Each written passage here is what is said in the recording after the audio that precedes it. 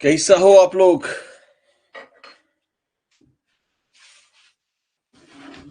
बढ़िया बढ़िया।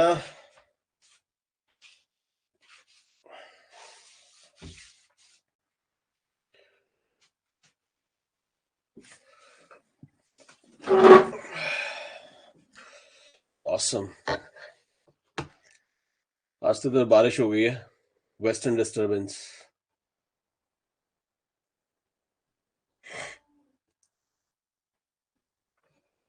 पता है ना वेस्टर्न डिस्टरबेंस क्या होता है? पश्चिमी विक्षोभ। बारिश हो रही है ना, बारिश से मुझे लगा, मैंने कहा चलो पूछ लेते हैं।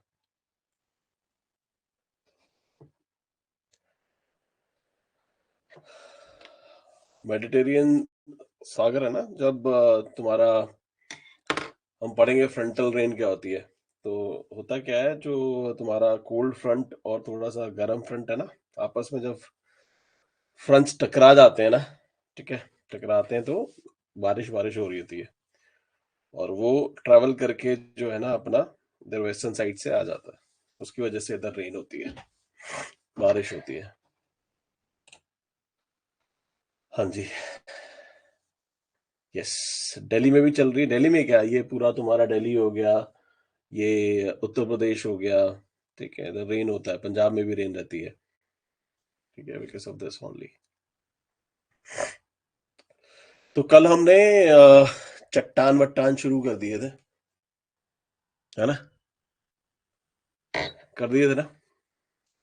हमने बात भी कर ली थी कि चट्टानें कितनी प्रकार की होवे हैं, होती हैं। ये भी हमने बात कर ली थी, है ना? कुछ कुछ अपन ने ये भी बात कर ली थी कि चट्टानें जो होती हैं हमारी, ठीक है, वो नॉर्मली बनती कैसे हैं, है ना? बेसिक बेसिक बातें, छोटी छोटी बातें हमने कर ली थी। ठीक है। चट्टानें हमने ये भी बात करी थी कि रॉक पढ़ना क्यों जरूरी है ना? आपको पता है कि जो रॉक्स होती हैं, ठीक है, चट्टानों से ही किसी भी जगह की मिट्टी बनती है, सॉइल बनती है ना? उनसे क्या होगा, उस पर्टिकुलर एरिया की, उस पर्टिकुलर रीजन की, ठीक है, वेजिटेशन डिपेंड करेगी। एग्रीकल्चरल जो कृषि होती है ना, कृषि डिपेंड करेगी, एग्रीकल्चर फैसिलिटीज डिपेंड करेंगी। ठीक है, कि उस पर्टिकुलर एरिया में कौन सी क्रॉप्स होंगी। जैसे ने कल हमने कल डेक्कन की बात करी थी ना। डेक्कन में काली मिट्टी पाई जाती है ना, जो कि नॉर्मली कॉटन के लिए बहुत अच्छी होती है। तो आप देखोगे उस एरिया के अंदर आपका कॉटन बहुत होता है। समझ रहे हो? ठीक है, तो ये एक्चुअली जो चट्टानें होती हैं, ठीक है, और चट्टानों से मिट्टी बनती है, तो मिट्टी का जो प्रकार होता है वो आपका परिभाषित करता है, डिफाइन करता है एग्रीकल्चर प्रैक्टिसेस को, किसी भी जगह की एग्रीकल्चर प्रैक्टिसेस को। ठीक है। तो आज उसी पे हम थोड़ा सा आगे बढ़ते हैं। और आज हम थोड़ा सा डिटेल में पढ़ते हैं कि जितना एग्जाम में पूछा जाता है ना, उतना तो हमें पढ़ना रहेगा। ठीक है, तो बेसिक बेसिक हमने पढ़ लिया था कि आपकी आग्नेय चट्टानें या इग्नियस रॉक्स कौन सी होती हैं। वो वाली रॉक जो लावा जो होता है, आपको पता है ना, पृथ्वी के अंदर जब तक लावा, मतलब पृथ्वी के अंदर जो मॉल्टन मटेरियल रहता है ना, चट्टानें, पिघली हुई चट्टानें रहती हैं, जब तक वो पृथ्वी के अंदर रहती हैं, ठीक है, जब तक वो पृथ्वी के अंदर है, तब तक हम उनको बोलते हैं मैग्मा। जैसे ही वो बाहर आ जाएंगे, हम उनको बोलेंगे लावा। ठीक है, क्लियर है? तो जैसे ही लावा सतह पे फैलेगा, जमेगा, ठीक है, उसको हम क्या बोलेंगे? Igneous rocks. कई बार क्या होता है कि लावा जो है ना, वो सतह पे नहीं आ पाता, जो पृथ्वी के अंदर दरारें होती है ना, उन्हीं में फंस जाता है। ठीक है, तो हम उसकी भी गलबात करेंगे आज। ठीक है सर, आगे बढ़े। आज छुट्टी वुट्टी है क्या? आज अमृतसर में भी मेरे ख्याल से ठंड वंड हो रखी है। I guess people are very less. 13-14 लोग ही है। ये पता नहीं था क्लास है आज। आज हमारा मॉनिटर चैतन्य नहीं गायब है समझे ना? पानी पी लेते हैं यार।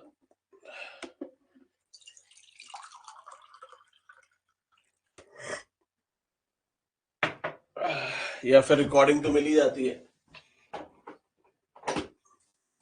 ना? रिकॉर्डिंग तो दोनों जगह मिल जाती है, ऐप पे भी मिल रही होगी और क्लास यूट्यूब पे भी आ जाती है, तो टेंशन नहीं है लाइव आने का भी, ये भी हो सकता है। कोई नहीं, हम तो आगे चलते हैं भाई। ठीक है, तो सबसे पहले ये समझते हैं गाइस, चट्टाने होती क्या है। ठीक है, तो अगर इसको आप इसकी अगर परिभाषा दोगे ना रॉक की, चट्टानों की, तो क्या होता है? ठीक है, rocks are inorganic and naturally occurring substances. कहने का मतलब ये है कि इनऑर्गेनिक क्या होता है?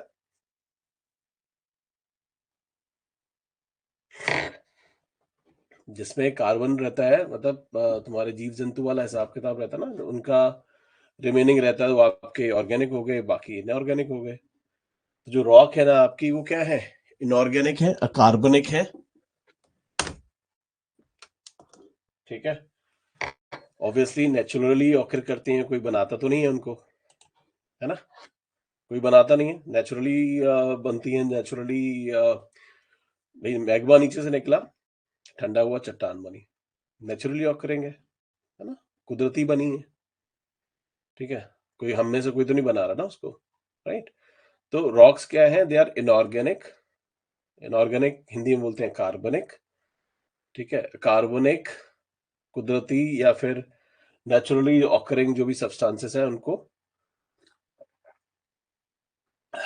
ठीक है, मिनरल कहते हैं। मिनरल जब मिल जाते हैं ना, जब आपस में इकट्ठे हो जाते हैं, मिल जाते हैं, एक सॉलिड गांठ बना लेते हैं, मतलब दो या दो से ज्यादा मिनरल मिले, ठीक है, मिलने के बाद उन्होंने एक कंपोजिशन बना लिया जो सॉलिड बन गया, उसको क्या बोलते हैं हम लोग? रॉक बोलते हैं। ठीक है, वो किसी भी मात्रा में मिल सकता है। जब किसी भी मात्रा में मिलेंगे तो ऑब्वियस सी बात है ना, कि किसी भी चट्टान के अंदर कोई स्पेसिफिक कंपोजिशन नहीं होगा। जैसे फॉर एग्जांपल हम कहते हैं कि सल्फ्यूरिक एसिड है आपका, H2SO4 है। ठीक है, तो चाहे सल्फ्यूरिक एसिड आप कहीं से भी ले लो, उसका एक पर्टिकुलर कंपोजिशन रहेगा। ठीक है, लेकिन जो रॉक होती है ना, उसका कोई स्पेसिफिक केमिकल कंपोजिशन नहीं होता, या कोई एटॉमिक स्ट्रक्चर जो होता है उसका मतलब एक फिक्स नहीं होता। ठीक है, क्या किसी भी तरह से वो अलाइन हो सकते हैं, कैसा भी उनका केमिकल कंपोजिशन हो सकता है। ठीक है, एक चीज और बहुत इंपॉर्टेंट है, जो भी मिनरल्स लगे रहते हैं ना, मतलब चट्टान के अंदर जो भी मिनरल्स हैं, ठीक है, जरूरी नहीं है कि वो कि एक ही टाइम पे डेवलप हुए हो। ऐसा भी हो सकता है कि कोई मिनरल बाद में डेवलप हुआ हो, कोई पहले डेवलप हुआ हो। ठीक है, और जो साइंस है, जो इन सबको स्टडी करती है, चट्टानों की स्टडी करती है, रॉक्स की स्टडी करती है, जो डील करती है रॉक्स की स्टडी के साथ, उसको हम बोलते हैं पेट्रोलॉजी।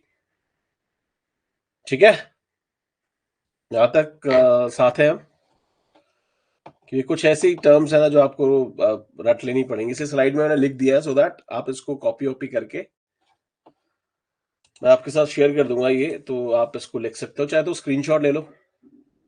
ठीक है, बट शायद मंजीत मुझे पीयूष मुझे I think you telling me कि शायद स्क्रीनशॉट नहीं ले सकते आप, ऐसा कुछ है।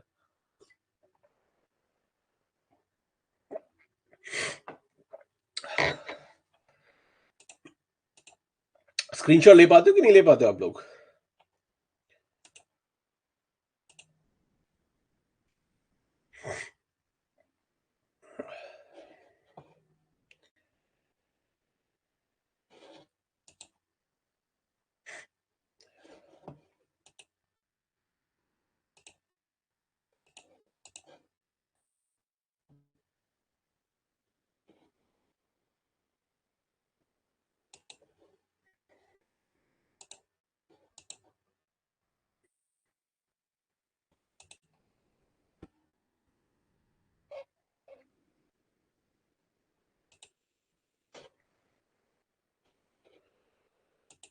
There?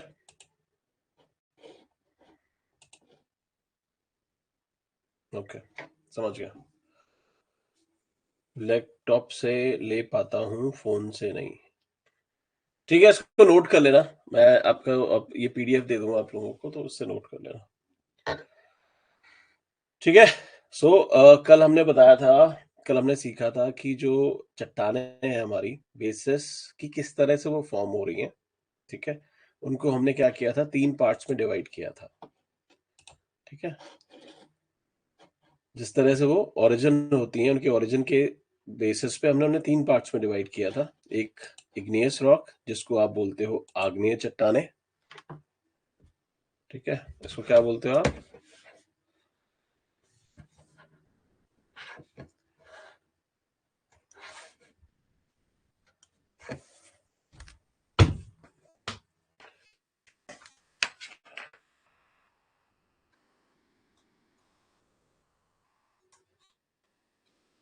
ये आग्नेय होती हैं, ये अवसादी चट्टानें होती हैं, और ये आपकी रूपांतरित।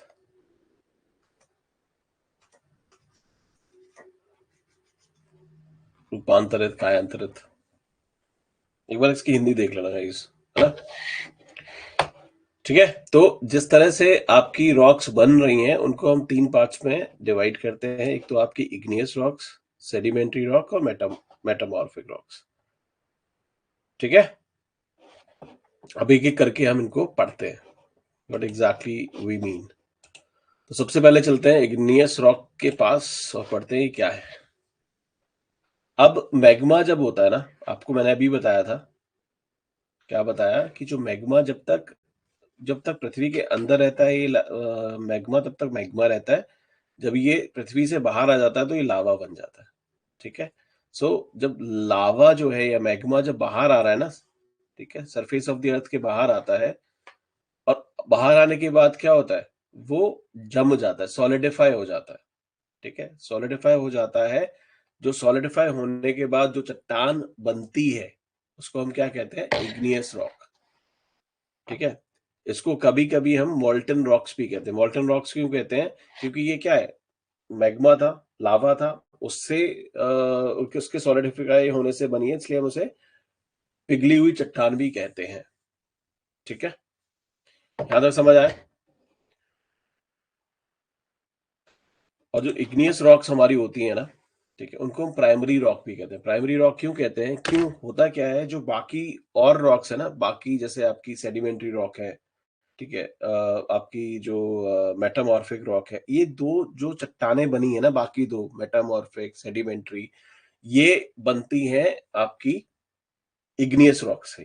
कहने का मतलब है, अगर इग्नियस रॉक नहीं होंगी तो ये दोनों चट्टानें भी नहीं आएंगी। दोनों चट्टानें जो बाकी दोनों बनती हैं, वो इसी से बनती है, ठीक है? इसी वजह से जो आपकी इग्नियस रॉक्स है, उनको, इग्नियस रॉक्स को या आप आग्नेय चट्टान को प्राइमरी चट्टान या प्राथमिक चट्टान बोलते हो। प्राथमिक, प्राइमरी रॉक या प्राथमिक चट्टान, ठीक है जी?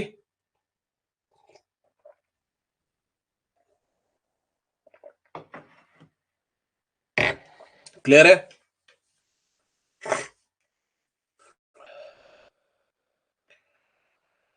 ठीक है, अब देखो,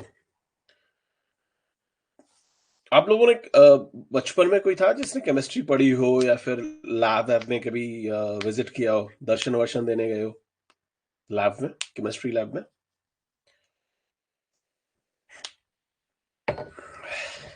था किसी के पास केमिस्ट्री?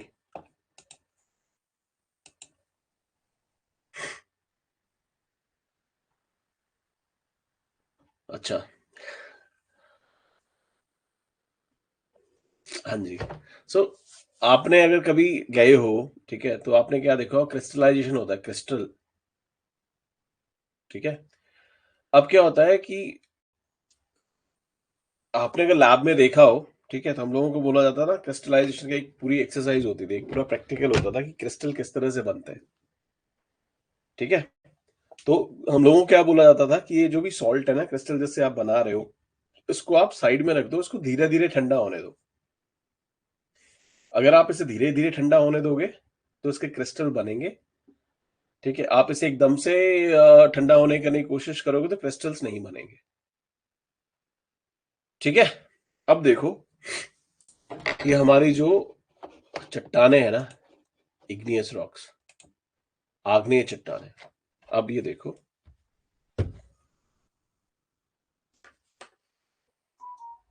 ठीक है, ये मान लेते हैं पृथ्वी है और ये पृथ्वी का ऊपर वाला क्रस्ट है। ठीक है, अब देखो कोई जो जो मैग्मा है ना, मैग्मा अगर बाहर निकल आए, इधर सरफेस पे निकल आया,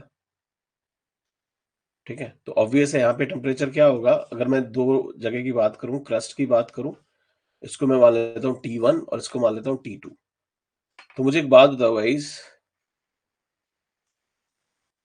टेम्परेचर किधर ज्यादा होगा, T1 ज्यादा होगा या T2 ज्यादा होगा?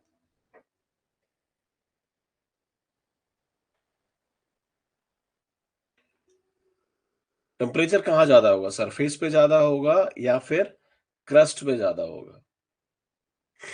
T1 ज्यादा है या फिर T2 ज्यादा है? T2 ज्यादा होगा, ठीक है, T2 ही ज्यादा होगा ना ऑब्वियसली। बताया था ना कि हर 32 मीटर पे 1 डिग्री सेंटीग्रेड आपका तापमान बढ़ जाता है क्रस्ट पे, पढ़ा था ना अपन ने।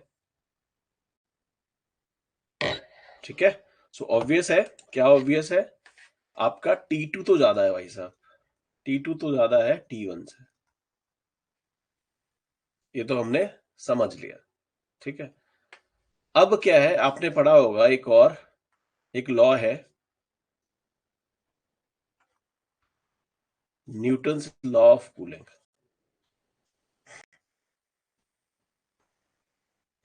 ये क्या करता है, जो rate of change of heat होता है ना, rate of change of heat या rate of exchange of heat, या फिर जो कोई भी वस्तु जो है, कोई भी चीज है, वो ठंडी, उसका जो ठंडी होने का रेट होता है, रेट ऑफ कूलिंग जो होता है, वो डायरेक्टली प्रोपोर्शनल होता है डिफरेंस इन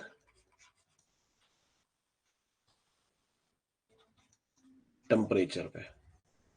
कहने का मतलब क्या है, जितना ज्यादा टेम्परेचर में डिफरेंस रहेगा, मतलब जो भी वस्तु है और उसके सराउंडिंग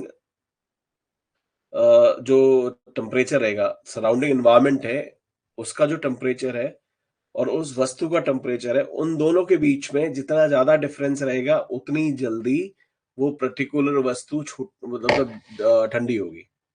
ठीक है, कहने का मतलब ये है कि अगर जितना ज्यादा डिफरेंस है हीट में, जितना ज्यादा डिफरेंस है टेम्परेचर में, ठीक है, वस्तु जो है, ठीक है, कोशिश करेगी कि उस टेम्परेचर का जो ग्रेडियंट है, उस टेम्परेचर का जो डिफरेंस है, मतलब फॉर एग्जाम्पल कोई, अब एक एक एग्जाम्पल देता हूं तुम लोग को।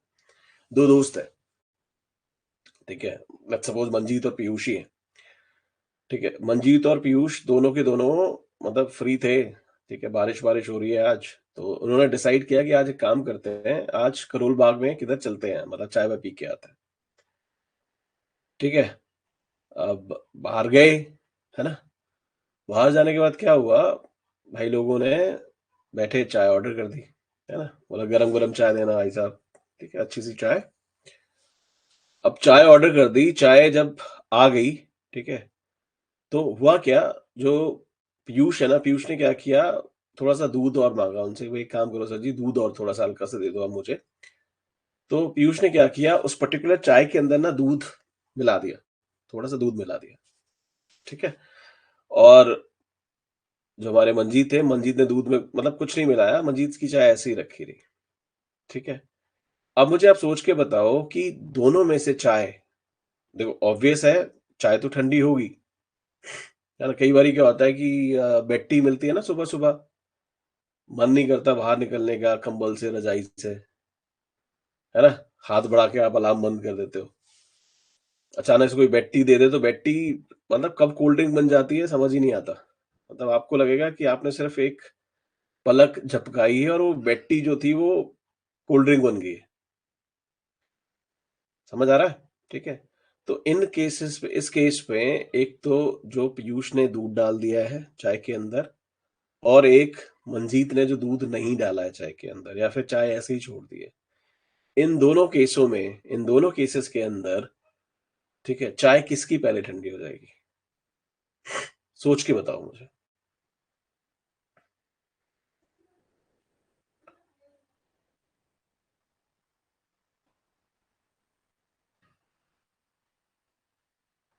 Come on guys. इतना डिफिकल्ट है या समझ नहीं आ रहा? Punjab team, what's wrong?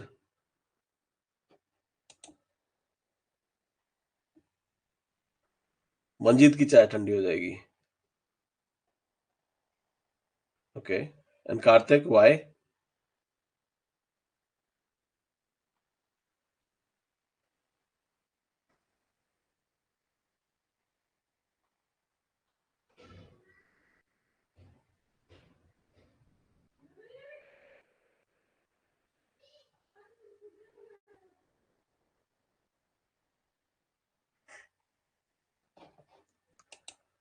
किसकी चाय ठंडी होगी मेरे भाई लोगों, और क्यों?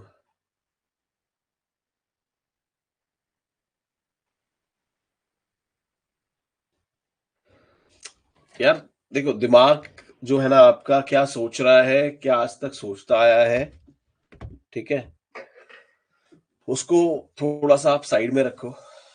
अभी मैंने बोला है कि रेट ऑफ कूलिंग जो होती है वो डिपेंड करती है टेम्परेचर में डिफरेंस कितना है। सो फॉर एग्जांपल, मान के चलो कि अभी बाहर का टेम्परेचर था 24 डिग्री सेल्सियस। बाहर का टेम्परेचर था 24 डिग्री सेल्सियस, ठीक है। और चाय का आपका टेम्परेचर जो था, चाय का जो आपका टेम्परेचर है, ठीक है, फॉर एग्जांपल लेट्स सपोज, भाई चाय तो उबलती हुई आई होगी ना आपके पास, मान लेते हैं 100 डिग्री था, ठीक है। सिंपल कैलकुलेशन के लिए ऐसा करते हैं कि हम चाय का जो टेम्परेचर 100 है, ठीक है, और जो रूम टेम्परेचर है उसे हम 30 मान के चलते हैं कि 30 डिग्री सेल्सियस आपका रूम का टेम्परेचर है इस वक्त, जहां जिस रेस्टोरेंट में आप बैठे थे। तो टेम्परेचर का डिफरेंस आपका कितना हुआ मंजीत की चाय के साथ? 70 डिग्री का। अब पीयूष ने क्या किया, पीयूष ने उसमें थोड़ा सा दूध मिला दिया था। So for example let's suppose अगर उसका 100 डिग्री पे चाय था, ठीक है, 100 डिग्री पे उसने क्या किया, थोड़ा दूध मिला दिया, तो लेट्स सपोज उसका जो टेम्परेचर डिफरेंस है वो 60 हो गया। मतलब चाय उबल रही थी, तो चाय में जैसे ही दूध डाला तो चाय थोड़ी सी ठंडी हो गई, 60 डिग्री पे आ गई। तो टेम्परेचर डिफरेंस किस में ज्यादा है? 60 - 30 कितना रह गया? जो पीयूष वाली चाय है उसका 30 डिग्री का टेम्परेचर है सराउंडिंग के साथ, और जो मंजीत की चाय है उसका कितना है? 100 - 30 70 डिग्री का। तो किसी भी वस्तु का रेट ऑफ कूलिंग, किसी भी बॉडी का रेट ऑफ कूलिंग डिपेंड करता है कि उसका टेम्परेचर डिफरेंस कितना है सराउंडिंग के साथ। तो ज्यादा किसका डिफरेंस है? मंजीत का। जितना ज्यादा डिफरेंस होगा उतनी जल्दी तेज ठंडी होगी वो,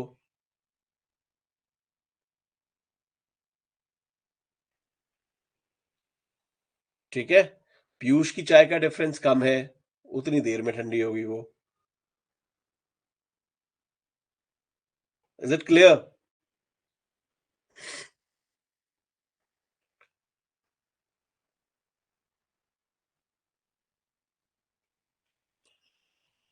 न्यूटन लॉ ऑफ कूलिंग क्या, न्यूटन्स लॉ ऑफ कूलिंग क्या बोलता है? न्यूटन्स लॉ ऑफ कूलिंग बोलता है कि किसी भी बॉडी का जो कूलिंग रेट होता है, मतलब जिस रेट से वो ठंडी होती है, वो डिपेंड करता है कि उसका टेम्परेचर, उसका जो बॉडी का टेम्परेचर है वो सराउंडिंग से कितना मतलब कितना डिफरेंस है उधर। सराउंडिंग से जितना ज्यादा डिफरेंस होगा उसकी बॉडी के टेम्परेचर के साथ, उतनी जल्दी वो कूलिंग हो, ज्यादा तेज कूलिंग होगी। अगर आपकी सराउंडिंग में फॉर एग्जांपल कोई एक बॉडी है, जो मान लेते हैं जैसे पानी है, पानी आपका उबल रहा है, ठीक है। जब पानी आपका उबल रहा है और पानी उबल रहा है, आप उसको थोड़ी देर के लिए बाहर छोड़ दो, ठीक है, और एक गुनगुना पानी है, आप उसको बाहर छोड़ दो, ठीक है।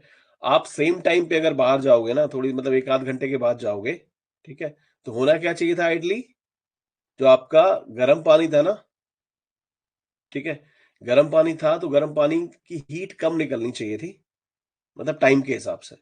बट जो गुनगुना पानी है ज्यादा ठंडा हो जाना चाहिए था, भाई टाइम ज्यादा हो गया है। बट होता क्या है, आपको दिखेगा, जो हीट लॉस होता है जिसमें टेम्परेचर, जहां पानी का टेम्परेचर ज्यादा था वहां से हीट लॉस ज्यादा होता है, गुनगुने पानी से कंपैरेटिवली कम हो रहा होता है।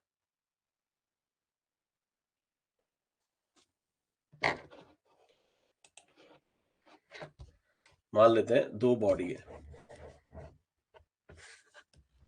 एक ए बॉडी है और एक बी बॉडी है, ठीक है। ये मान लेते हैं 50 डिग्री सेल्सियस पे है, ये 70 डिग्री सेल्सियस पे है, ठीक है। और इसको हम रूम टेम्परेचर पे ले आते हैं, ठीक है। जब रूम टेम्परेचर पे ले आए तो रूम टेम्परेचर मान लेते हैं 30 डिग्री है, तो टेम्परेचर डिफरेंस दोनों का कितना हो गया? ए का हो गया आपका 50 degree minus 30 degree is equal to 20 degree. दूसरी बी वाली का कितना हुआ? 70 degree minus 30 degree is equal to 40 degree. Newton क्या कहता है कि जितना ज्यादा टेम्परेचर डिफरेंस होगा दो बॉडी के बीच पे, उतना ज्यादा रेट ऑफ कूलिंग होगा। तो यहाँ पे अगर ए और बी को कंपेयर करोगे तो रेट ऑफ कूलिंग बी की ज्यादा होगी, क्योंकि यहाँ पे टेम्परेचर डिफरेंस ज्यादा है। अब समझ आया? एक बार और चलते हैं। लेट्स सपोज मैं रूम टेम्परेचर इसलिए ले रहा था, सराउंडिंग टेम्परेचर आपको समझ आए। तो लेट्स सपोज सराउंडिंग का टेम्परेचर है, क्या लिख दिया मैंने,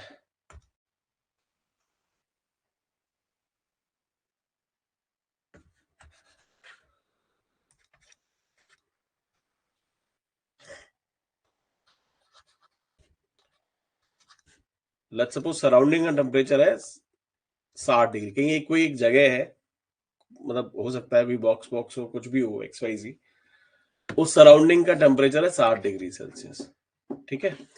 उसके अंदर आपने कोई एक बॉडी रख दी जिसका टेम्परेचर लेट्स सपोज पहले से टेम्परेचर जो था उस बॉडी का मान के चलते हैं 100 डिग्री पे था, मतलब कोई लोहा रख दिया आपने तपा के 30 डिग्री पे, ठीक है। और एक और दूसरा कोई आपने रख दिया, लेट्स सपोज कॉपर रख दिया 200 डिग्री सेल्सियस, ठीक है। जब आप इन दोनों को ऐसी सराउंडिंग में रखोगे जिसका 60 डिग्री टेम्परेचर होगा, फॉर एग्जांपल आपने इन दो बक्सों में रख दिया, ये बक्सा और एक ये बक्सा, ठीक है। ए हो गया, बी हो गया, ठीक है। इसके अंदर भी 60 डिग्री टेम्परेचर है इधर, और इसके अंदर भी 60 डिग्री अंदर का टेम्परेचर है। इस पे आपने रख दिया 100 डिग्री वाला ए रख दिया, इस पे 200 डिग्री वाला आपने बी रख दिया, ठीक है। तो रेट ऑफ जो कूलिंग है, रेट ऑफ कूलिंग है, ठीक है, किसकी ज्यादा होगी? ए वाले की ज्यादा होगी या बी वाले की ज्यादा होगी? रेट ऑफ कूलिंग किसकी ज्यादा होगी? मतलब कौन जल्दी ज्यादा ज्यादा जल्दी ठंडा होगा?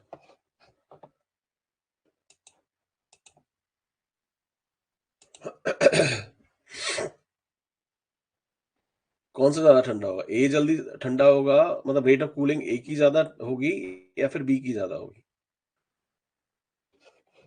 हम क्या करेंगे, फिर से हम देखेंगे टेम्परेचर डिफरेंस कितना है दोनों का, ठीक है। टेम्परेचर डिफरेंस देखेंगे तो पहले वाले केस में, ए वाले केस में कितना टेम्परेचर डिफरेंस आ रहा है? सराउंडिंग का टेम्परेचर कितना है? 60, बॉडी का कितना है? 100, 100 माइनस 60 इज इक्वल टू हुआ 40, मतलब 40 डिग्री सेल्सियस का टेम्परेचर डिफरेंस है ए केस में। बी केस में कितना है? सराउंडिंग का टेम्परेचर कितना है? 60 ही है, बॉडी का 200 है, 200 minus 60 is equal to 140 degree Celsius, ठीक है। तो टेम्परेचर डिफरेंस किस में ज्यादा है? बी वाले केस में। तो जो रेट ऑफ कूलिंग होगी ना, वो होगी तुम्हारी बी की ज्यादा होगी कंपैरेटिवली ए, क्योंकि यहाँ पे टेम्परेचर डिफरेंस ज्यादा है, टेम्परेचर ग्रेडियंट ज्यादा है, ठीक है। आपने बचपन में पढ़ा होगा ना, ठीक है, क्या हीट कहां से फ्लो करती है? High temperature to low temperature, पढ़ा है ये?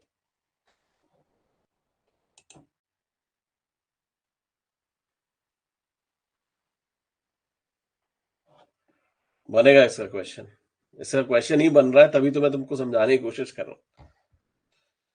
ठीक है, अब समझ आ गया ना, जितना ज्यादा डिफरेंस होगा उतना ज्यादा रेट ऑफ कूलिंग होगा।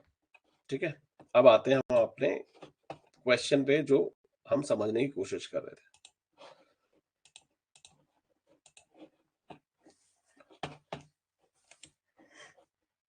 नाउ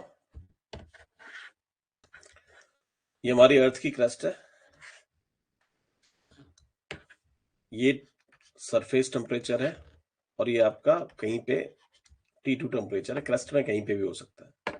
ठीक है, आपको पता है अर्थ के अंदर क्या रहता है, टेम्परेचर कंपैरेटिवली T2 ज्यादा है, T1 कम है।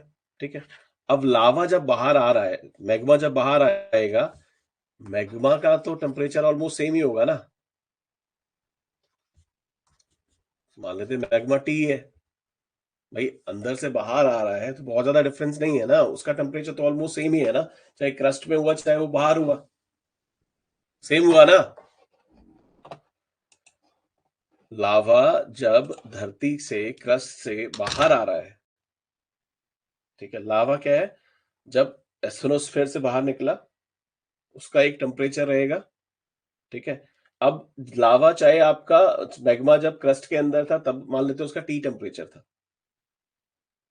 बाहर निकलेगा तो टेम्परेचर तो ऑलमोस्ट वही रहेगा ना, सेम ही रहेगा ना, बहुत ज्यादा डिफरेंस तो नहीं आएगा।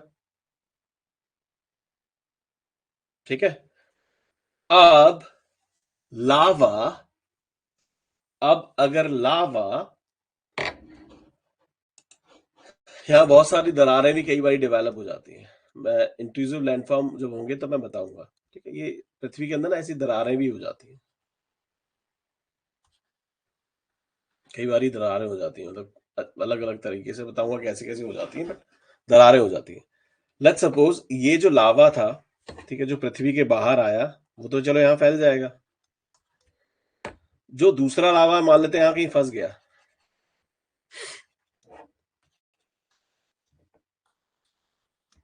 ठीक है, तो मुझे एक बात बताओ, T2 वाला जो लावा है या T1 वाला जो लावा है ऊपर, ठीक है, तो टेम्परेचर डिफरेंस कहाँ ज्यादा होगा, मैं ऐसे बोलूं T1 माइनस टी या T2 माइनस टी, उल्टा कर दिया है, ये ऑब्वियसली लावा का टेम्परेचर ज्यादा रहेगा ना। तो लेट्स सपोज लावा का टेम्परेचर T था, T माइनस T1 हो गया एक, और एक T माइनस T2 हो गया, टेम्परेचर डिफरेंस कहाँ ज्यादा रहेगा, मतलब किसकी वैल्यू ज्यादा रहेगी। Let's suppose T minus T1 is equal to A, T minus T2 is equal to B. T ये है आपके लावा और मैग्मा का टेम्परेचर।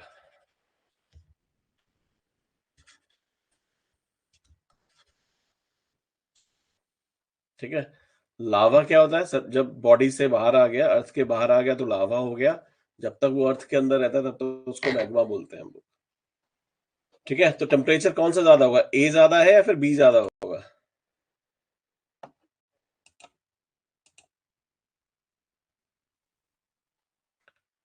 एक कांस्टेंट चीज है, लेट्स सपोज 100 है, 100 में से आप ज्यादा को कम कर रहे हो, ज्यादा को घटा रहे हो, और एक कम को घटा रहे हो।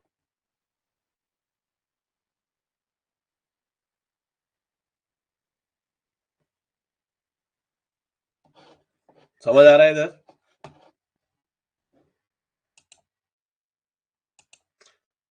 पीयूष, सूरज, मंजीत, सुजाता, अभिमन्यु, करण, यस संजना, करेक्ट। अब क्या दिखेगा आपको कि सरफेस पे टेम्परेचर कंपैरेटिवली कम होगा, मैग्मा का टेम्परेचर लेट्स सपोज मान लेते हैं कि 100 तो नहीं था, 100 से बहुत ज्यादा होता है, मैं एक एग्जांपल लेके चलते हैं कि मान लेते हैं 100 डिग्री टेम्परेचर था मैग्मा का। अब 100 डिग्री था, लेट्स सपोज जब वो सरफेस पे आया, सरफेस का टेम्परेचर मान लेते हैं 40 डिग्री सेल्सियस था। ठीक है, तो डिफरेंस कितना हो गया, 100 में से 40 माइनस करोगे आप, 60 का डिफरेंस है सरफेस के ऊपर। बट आपको पता है कि क्रस्ट के अंदर कंपैरेटिवली टेम्परेचर ज्यादा होता है, ऑब्वियसली 40 नहीं होगा, लेट्स सपोज मान के चलते हैं 60 डिग्री टेम्परेचर था। ठीक है, तो 100 में से, ठीक है, 60 डिग्री जब माइनस करोगे तो 40 बनेगा, बचेगा। ठीक है, तो ऊपर टेम्परेचर डिफरेंस ज्यादा है, नीचे टेम्परेचर डिफरेंस कम है। न्यूटन क्या बोलता था, न्यूटन लॉ ऑफ कूलिंग क्या कहता है कि जितना ज्यादा टेम्परेचर डिफरेंस होगा दो बॉडीज के अंदर, उतनी ज्यादा रेट ऑफ कूलिंग होगी। ठीक है, तो होगा क्या, रेट ऑफ कूलिंग किधर ज्यादा होगी, रेट ऑफ कूलिंग इधर ज्यादा होगी ए पे, या रेट ऑफ कूलिंग ज्यादा होगी बी पे, ठंडा होने का रेट। ठीक है, लावा के ठंडा होने, लावा के ठंडे होने में, ठीक है, लावा के ठंडे होने में, ठीक है, रेट किधर ज्यादा रहेगा, जितनी तेज लावा, तेज कहाँ ठंडा होगा, बी पे ठंडा होगा या ए पे ठंडा होगा।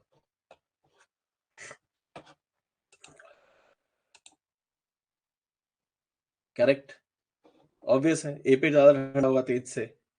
क्यों तेज से ठंडा होगा ए पे, क्योंकि उधर टेम्परेचर का डिफरेंस बहुत ज्यादा है ना, 100, और तुम्हारे सरफेस का टेम्परेचर था 40, 60 का डिफरेंस है।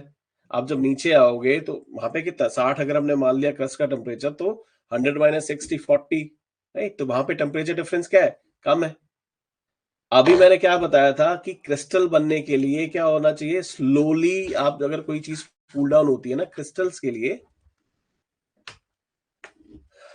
क्रिस्टल बनने के लिए बॉडी क्या होनी चाहिए, स्लोली कूल डाउन होनी चाहिए। मतलब वो जो सॉल्ट है ना, बॉडी लिख रहा हूँ, सॉल्ट है, लावा मैग्मा जो भी है, ठीक है, इसको कंपैरेटिवली स्लोली ठंडा होना चाहिए।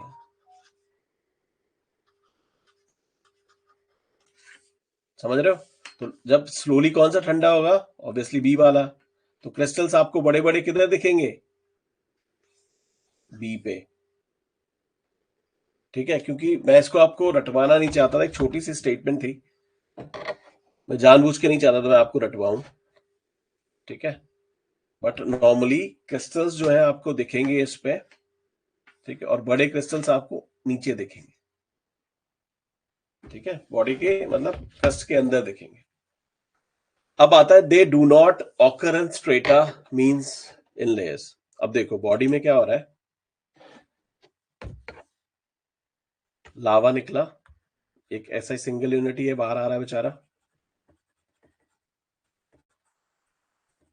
अब इतना गर्म है ये कि इसके अंदर जो तो आपकी चट्टाने थी ना, वो सारी की सारी पिघल गई, मॉल्टन स्टेट है उसकी। जितनी भी चट्टान है सबकी मोल्टन स्टेट है, सारी की सारी पिघली हुई है। ठीक है, जब पिघलेंगी, ठीक है, जब पिघलेंगी तो क्या, पिघलेंगी है तो क्या हो गया, ये जब जमेंगी, जब ठोस बनेंगी, तो इनके अंदर आपको क्या कोई कुछ दिखेगा कि लेयर टाइप कुछ दिखा। जैसे फॉर एग्जांपल पानी, हम लोग सारे के सारे ना गर्मियों में क्या करते हैं, फ्रिज में बर्फ जमाते हैं, है ना, आइस जमाते हैं ना, आइस क्रिस्टल्स बनाते हैं, बर्फ जमाते हैं, फ्रिज में रखते हैं, पानी डालते हैं, है ना। आप कभी कभी देखा होगा आपने, मैंने तो बचपन में किया है, आज भी करता हूँ। ठीक है, हम क्या करते हैं, भगोना लेते हैं, ठीक है, और भगोने को क्या करते हैं, भगोने में पानी भर के रख देते हैं। ठीक है, सो अब होता क्या है, जब वो जमेगा, पानी में भी पता है आपको बहुत सारे मिनरल्स होते हैं ना, ठीक है, पिघला हुआ होता है। जब वो जमता है, आपको एक बिल्कुल ही ट्रांसपेरेंट सी चीज दिखती है, आपको कहीं पे दिखता है, कहीं पे कुछ लेयर वेयर परत परत कुछ बन गई है। ठीक है, इसी तरह से जब लावा या मैग्मा जब ठंडा होता है, ठीक है, तो वो एक कंटिन्यूअस मास बनता है, एक कंटिन्यूअस चट्टान बन जाती है, उसमें कोई किसी तरह की कोई लेयर्स नहीं दिखती। लेयर्स को ही आप क्या करते हो, स्ट्रेटा बोलते हो। ठीक है, तो इनके अंदर कोई स्ट्रेटा नहीं पाया जाता, कोई लेयर वेयर नहीं पाई जाती। ठीक है, तो पहला क्या था, क्रिस्टलाइन नेचर होता है इनका। दूसरा, इनके अंदर कोई किसी तरह का कोई स्ट्रेटा, कोई लेयर ये नहीं मिलती। थर्ड चीज, अच्छा मुझे एक बात बताओ, ये लावा किधर से आ रहा है,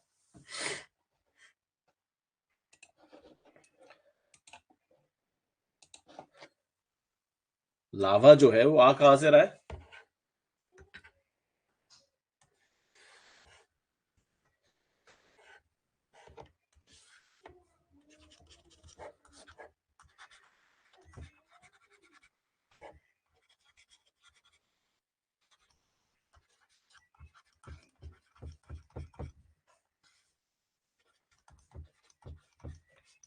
यहां से आ रहा है भाई, यहीं से तो बाहर जा रहा है लावा।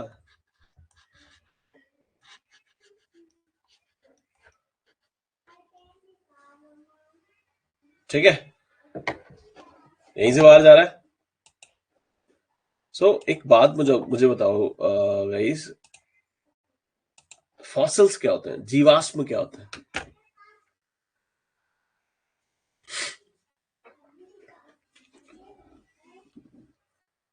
फॉसिल क्या होता है, फॉसिल जीवाश्म?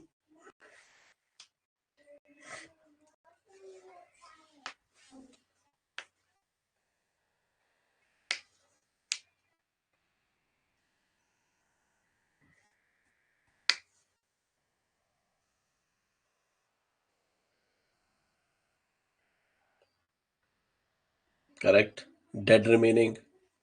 ठीक है, अब मुझे एक बात बताओ, जो इग्नियस रॉक्स हैं, ठीक है, ये किससे बनी है? आपकी लावा से बनी है। लावा किधर से निकला है? पृथ्वी के अंदर।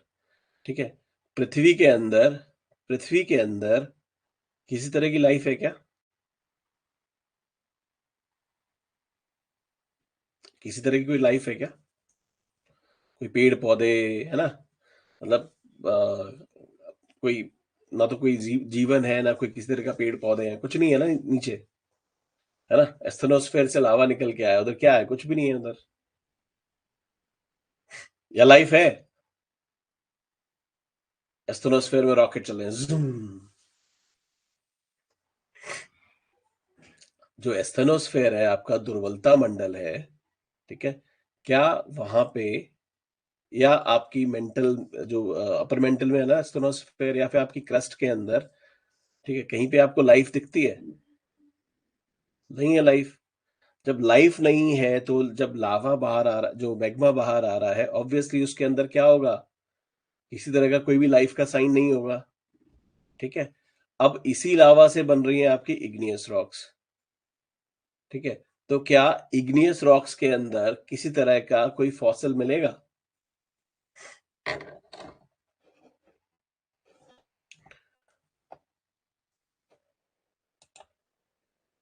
इग्नियस रॉक्स के अंदर किसी तरह का कोई फॉसिल या किसी तरह का कोई जीवाश्म मिलेगा?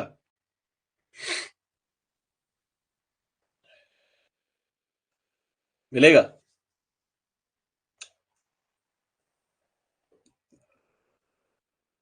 फॉसिल मिलेगा?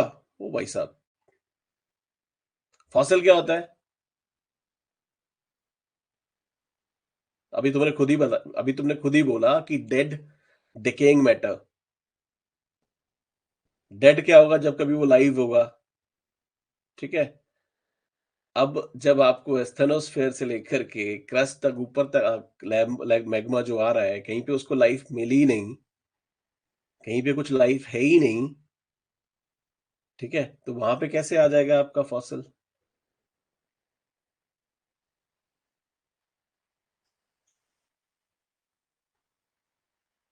भाई साहब, लावा जहां आता है ना, लावा, अभी मैंने बात क्या बोला, उसके अंदर लेयर्स नहीं होती हैं। जहां पे भी आया, ठीक है, मैं इग्नियस रॉक्स की बात कर रहा हूँ, नीचे वाली की बात नहीं हो रही है। इग्नियस रॉक्स क्या है? जो लावा के सॉलिडिफिकेशन से बन रही है। आप पहाड़ के ऊपर लावा जम गया, पहाड़ के नीचे कोई लोग बैठे हुए थे, वो इग्नियस रॉक्स के ऊपर, इग्नियस में तो नहीं आए ना, सरफेस पे। इग्नियस रॉक्स की बात करो, लावा बाहर निकला, वो जम गया है, सॉलिडिफाई हो गया, क्या उसके अंदर कुछ है? इग्नियस रॉक्स क्या है? लावा निकला, सॉलिडिफाई हो गया, क्या उस पर्टिकुलर लावा की जो इग्नियस रॉक बनी है, जो लावा आपका बाहर आया है, उससे जो सॉलिडिफाई हुआ है, क्या उसके अंदर कुछ जीवन ईवन था? कुछ कहीं पे उसके अंदर कहीं किसी तरह की कोई लाइफ थी? नहीं थी ना। ठीक है, इसीलिए जो इग्नियस रॉक्स हैं उसके अंदर फॉसिल्स नहीं पाए जाते, फॉसिल्स नहीं होते हैं। क्वेश्चन ऐसे बन सकता है, इनमें से कौन सी चट्टान है जिसके फीचर्स है क्रिस्टलाइन इन नेचर, ठीक है, लेयर्स नहीं पाई जाती, फॉसिल्स नहीं पाए जाते। आपका आंसर क्या होगा? Igneous rocks.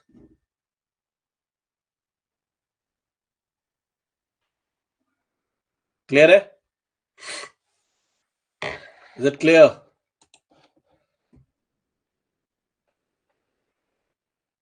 ठीक है, इसके एग्जाम्पल भी ले लो। ठीक है, एक एग्जाम्पल इसका बसाल्ट। ठीक है, बसाल्ट का जो आपका ओशन फ्लोर होता है वो बसाल्ट का बना रहता है। ठीक है, ग्रेनाइट,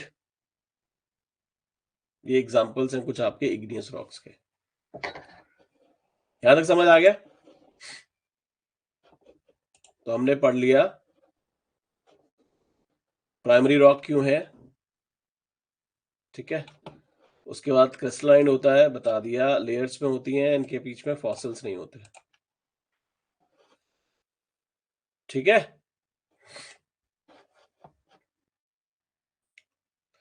अब अभी हम बात यही डिस्कस कर रहे थे कि दो तरह से आपकी जो इग्नियस रॉक्स है ना वो फॉर्म हो सकती हैं।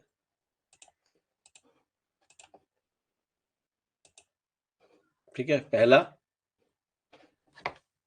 जो आपका लावा है सरफेस पे आ गया। ठीक है, एक क्या होगा, जब आपका मैग्मा है ना वो पृथ्वी से बाहर नहीं आ पाया, वो किसी दरार अबार में ही फंस गया। जैसे मैं बोल रहा था कि पृथ्वी के अंदर कई बार दरारें भी हो जाती हैं, तो ये जो लावा था ना ये किसी दरार के अंदर फंस गया और वहीं पे ही सॉलिडिफाई हो गया, बाहर नहीं आ पाया। ठीक है, तो जब लावा रॉक बन गया, सॉरी मैग्मा जब रॉक बन गया पृथ्वी के अंदर ही, ठीक है, तो क्या होगी, वो आंतरिक चट्टान होगी, इंट्रूसिव इग्नियस रॉक होगी। और जब सरफेस पे लावा आ गया वहां आके वो ठोस हो गया, तो ठोस होने पे क्या हो गया, वो एक्सट्रूसिव इग्नियस रॉक होगी। ठीक है, तो अभी तक जितना हमने पढ़ा है ना उसके बेस पे मुझे एक बात बताओ, जो क्रिस्टल्स है ना, क्रिस्टल क्रिस्टल, ठीक है, क्रिस्टल आपको कहाँ ज्यादा प्रोमिनेंट मिलेंगे, कहाँ ज्यादा डिफाइंड मिलेंगे, कहाँ ज्यादा, मतलब कहने का मतलब है कि साफ साफ बड़े बड़े क्रिस्टल्स आपको देखने को मिलेंगे, एक्सक्लूसिव इग्नियस रॉक्स में या फिर इंट्रूसिव इग्नियस रॉक्स में? एक्सक्लूसिव सरफेस पे, इंट्रूसिव पृथ्वी के अंदर। तो इन दोनों में, इन दोनों चट्टानों में आपको क्रिस्टल किधर मिलेंगे, कहाँ ज्यादा डिफाइंड मिलेंगे, कहाँ ज्यादा आपको बिल्कुल मतलब बड़े बड़े मिलेंगे? इंट्रूसिव में मिलेंगे। क्यों वहां पे? क्योंकि रेट ऑफ कूलिंग क्या था, रेट ऑफ कूलिंग यहाँ पे कम रहेगा, धीरे धीरे करके ठंडे होंगे तो ये क्रिस्टल्स बनेंगे, लार्ज साइज में बनेंगे। ठीक है, धीरे धीरे लावा ठंडा हो रहा है, धीरे धीरे लावा ठंडा होने की वजह से क्या हुआ, उसके क्रिस्टल्स जो होंगे बड़े बड़े मिलेंगे, डिफाइंड मिलेंगे। ठीक है, और बाहर वाले जो आपके क्रिस्टल्स बनेंगे बहुत मतलब they would not be prominent, क्योंकि लावा बहुत जल्दी ठंडा हुआ है। ठीक है, इस पे लैंडफॉर्म्स में गाइस, बैथोलिथ, फैकोलिथ, है ना, ये हम पढ़ेंगे इसमें, जब हम लैंडफॉर्म्स करेंगे ना तो मैं ये आपको बता दूंगा, क्योंकि अभी अगर बताएंगे तो मिक्स हो जाएंगे सारे।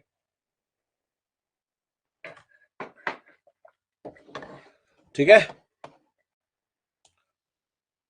सिंपल है, पृथ्वी के अंदर बन रहे हैं इंट्रूसिव हो गए, पृथ्वी के बाहर बन रहे हैं एक्सट्रूसिव हो गए। ठीक है, बाकी क्योंकि बहुत सारी चीजें ऐसी होती हैं जो आपको अप्लाई करनी पड़ेंगी, अप्लाइड फॉर्म में होती हैं, जैसे अभी मैंने आपको क्रिस्टल्स की बात बताई, क्रिस्टल किधर डिफाइंड रहेंगे। ठीक है, फॉसिल्स दोनों जगह नहीं पाए जाएंगे। ठीक है, आगे बढ़ते हैं।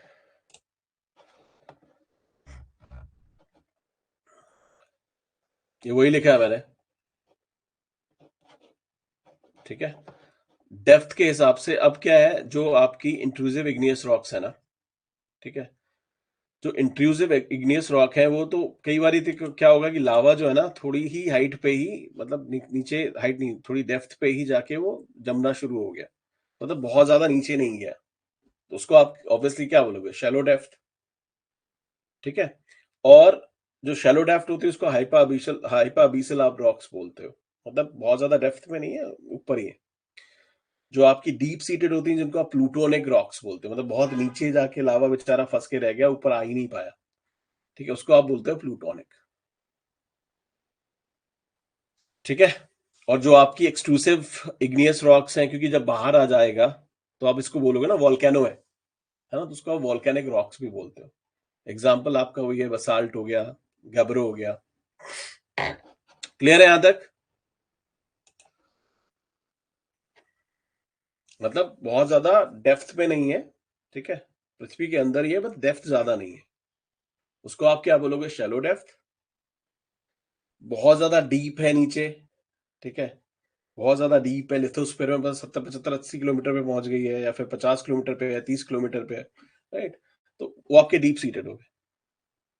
मतलब जो प्लूटोनिक रॉक्स होती हैं आप उनको मतलब खुदाई करके निकाल नहीं सकते हो। ठीक है। सो हाइपरबीसल जो कंपैरेटिवली ऊपर है, ठीक है, प्लूटोनिक जो नीचे है। हाइपरबीसल वो रॉक्स भी होती हैं जहां से आप लोग उनको मिनरल्स जो होते हैं ना, मतलब इन रॉक्स को आप निकाल सकते हो, इकोनॉमिक यूज के लिए हो सकते हैं, हो जाती हैं, इकोनॉमिकली यूज हो जाती हैं, बट प्लूटोनिक रॉक्स बहुत नीचे है। ठीक है, क्लियर है? इंट्रूसिव, एक्सट्रूसिव, नाम ही सजेस्ट कर रहा है, एक्सट्रूसिव इग्नियस रॉक्स। प्रॉपर्टीज तो आप एकदम बता दोगे।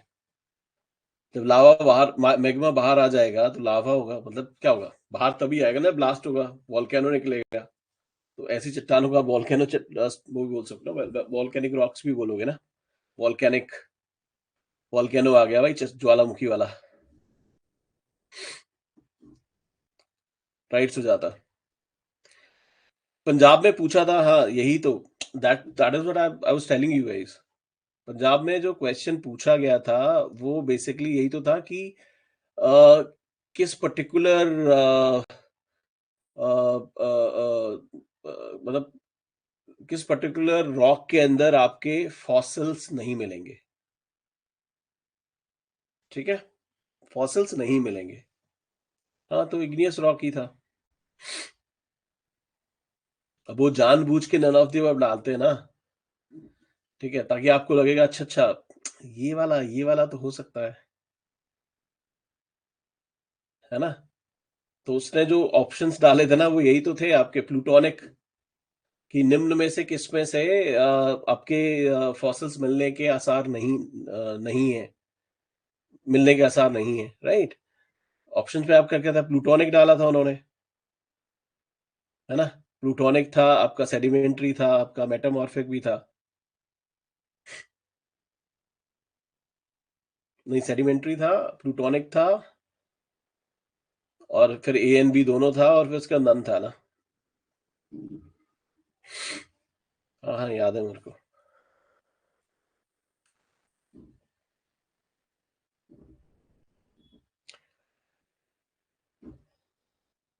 तो ऐसी स्टेटमेंट बन जाती है ना।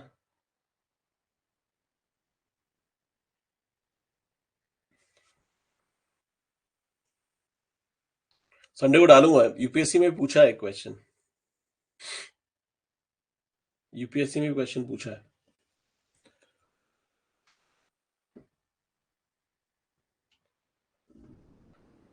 ठीक है, आगे बढ़े, यहां तक क्लियर है? मैं आपको ये शेयर कर दूंगा ये पीपीटी ना, सो दैट आप लोग इसको लिख लेना। वैसे तो याद हो ही गया है, अगर कल को अगर कोई प्रॉपर्टीज भी आ जाती है मेंस में से लिखने के लिए ना, कि प्रॉपर्टीज ऑफ इग्नियस रॉक्स वगैरह वगैरह, ठीक है, तो आप इतना तो लिख ही पाओगे यार। बट ये है कि फर्स्ट टाइम में शायद ना लिख पाओ, तो थोड़ा सा पढ़ लेना।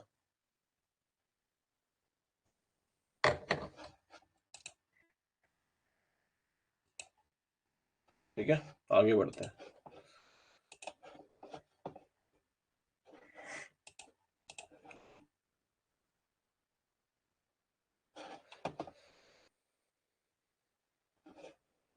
तो इग्नियस रॉक्स है ना, ठीक है, अभी तक हमने देखा, उनको हमने डिफाइन कर लिया था डेप्थ पे भी, ठीक है, डेप्थ के बेसिस पे कि गहराई में मिलेंगी, है ना, तो उसको हम प्लूटोनिक बोल रहे हैं। गहराई में नहीं, कम गहराई पे हैं, ऊपर ही हैं, ठीक है, उनको हमने हाइपरबीसल बोल दिया है। इसी तरह से क्या था गाइस, आपको याद होगा हम जब लावा पढ़ रहे थे ना, ठीक है, तो हमने एसिडिक लावा, बेसिक लावा पढ़ा था, याद है क्या?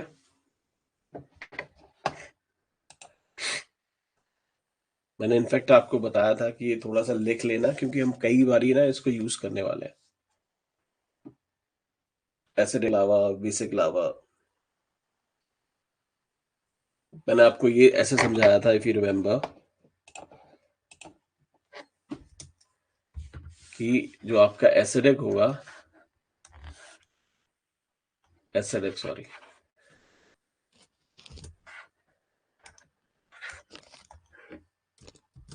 जो आपका एसिडिक लावा होता है, इसके अंदर जो सिलिका का कंटेंट होता है ना, वो 80% के आसपास होता है, और ये इसको क्या कर देता है, हाईली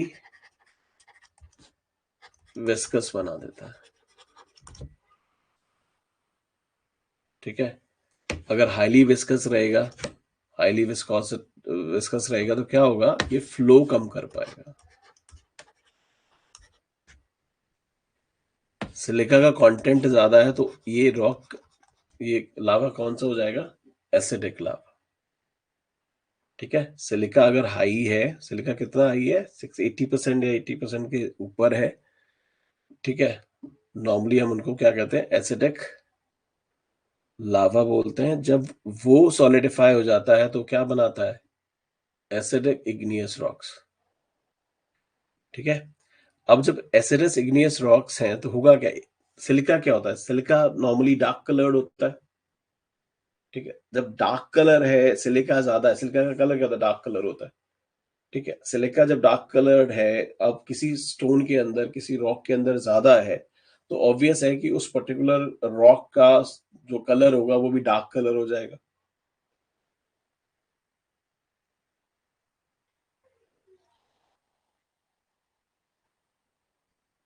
ठीक है,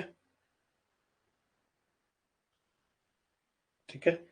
अब एसिडिक है ये, इनका फ्लो कम है ना, तो जमी होंगी तो बहुत ज्यादा फ्लो भी नहीं करा होगा उन्होंने, आसपास ही जमी होंगी, है ना, तो इनका जो वेदरिंग होती है वो भी बहुत इजीली हो जाती है। वेदरिंग बोले तो मतलब जो भी वेदर के फैक्टर्स होते हैं, ठीक है,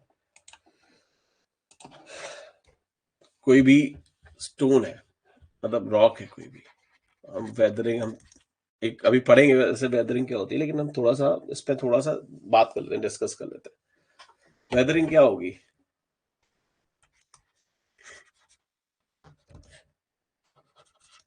वेदरिंग वो होता है मतलब इन्वायरमेंटल फैक्टर्स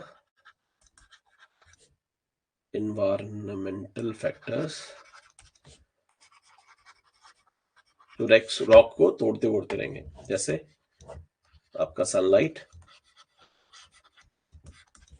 ये कोई रॉक है, ठीक है, रॉक के ऊपर सनलाइट पड़ेगा, देन जैसे ही पड़ेगा इसको क्या करेगा, इसको क्या करेगा, ये थोड़ा सा फूलने लगेगी, ठीक है, एक्सपैंड कर जाएगी। रात को क्या होगा, जब एनवायरमेंट ठंडा हो जाएगा, ये फिर ठंडी होने की कोशिश करेगी, ये कॉन्ट्रैक्ट करेगी, ठीक है।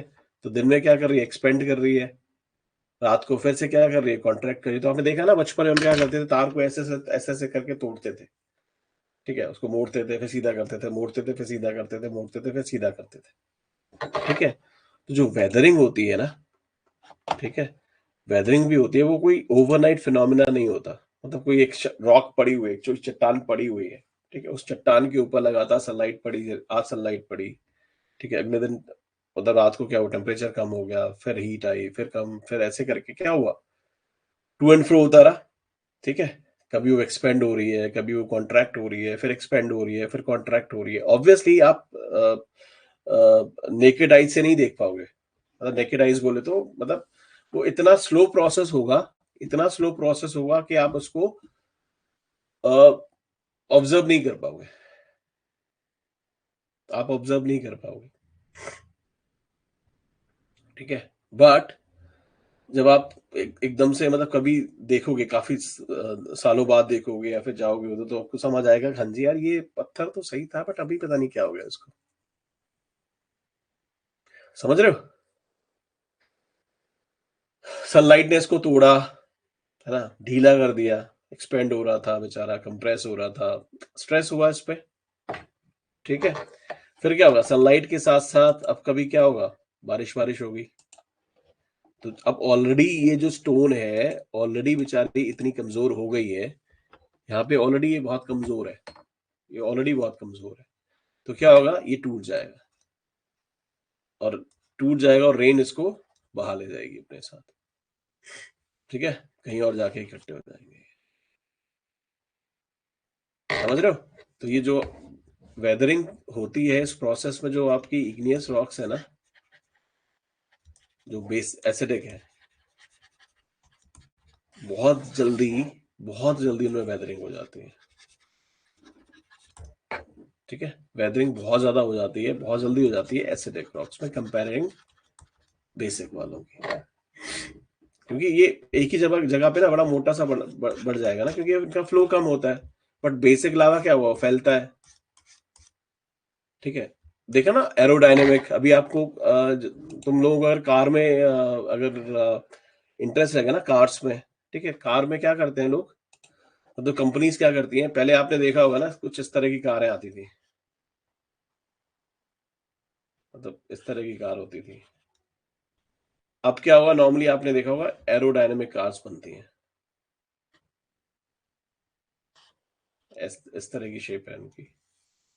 नए पेज पे बनाता हूँ मैं।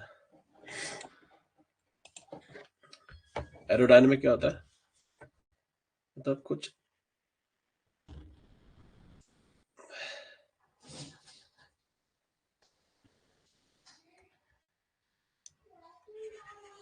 फ्रेश नहीं है, मतलब कार ही है ये, मेरी आंखों से देखो तो मैं कार ही नजर आएगी। तो एयर अगर यहाँ से धक्का मारेगी तो इस तरह से ऊपर से निकल जाएगी, ठीक है, मतलब एयर का जो फोर्स है ना इधर कम रहेगा, ठीक है। तो अगर मान लेते हैं कुछ, कोई पतली सी चीज है, वो जमीन से बहुत ज्यादा ऊपर नहीं उठी है, क्योंकि फ्लो बहुत ज्यादा है उसका, ठीक है। और एक है वो बेचारा फ्लो तो कर ही नहीं पा रहा था, कुछ इस तरह से बन गया है, ऑब्वियसली एयर इसको ज्यादा मारेगी ना, समझ रहे हो, इसको कंपैरेटिवली कम मारेगी, ठीक है। तो जो आपका एसिडिक लावा होता है, ठीक है, उसके अंदर आपको पता ही है सिलिका का कंटेंट ज्यादा है, इसका फ्लो आपको पता ही है कम है, ठीक है। जब फ्लो कम होगा तो क्या होगा भाई, सब जल्दी रोड रोड हो जाएंगी ये, ठीक है।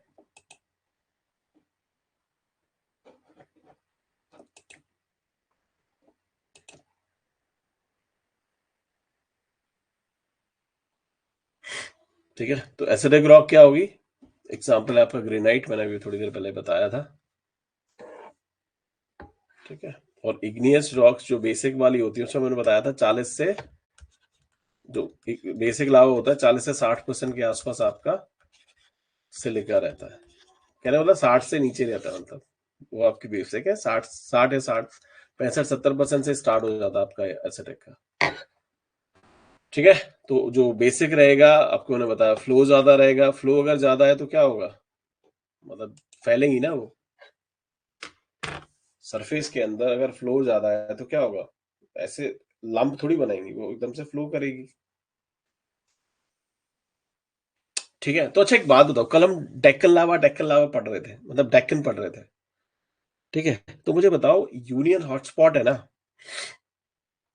यूनियन हॉटस्पॉट है, ठीक है, उससे आपका निकला मैग्मा, लावा निकला, वो लावा जो था, ठीक है, चारों तरफ फैल गया, चारों तरफ फैल गया, ठीक है। अब लावा फैला है, तो वो लावा जो है, आपको क्या लगता है वो बेसिक होगा या फिर एसिडिक लावा होगा जो डेक्कन में फैला? यूनियन रीयूनियन हॉटस्पॉट है ना, जिसके ऊपर से हमारी इंडियन प्लेट गुजरी थी। डेक्कन में लावा फैला हुआ है ना? एसिडिक था या बेसिक होगा?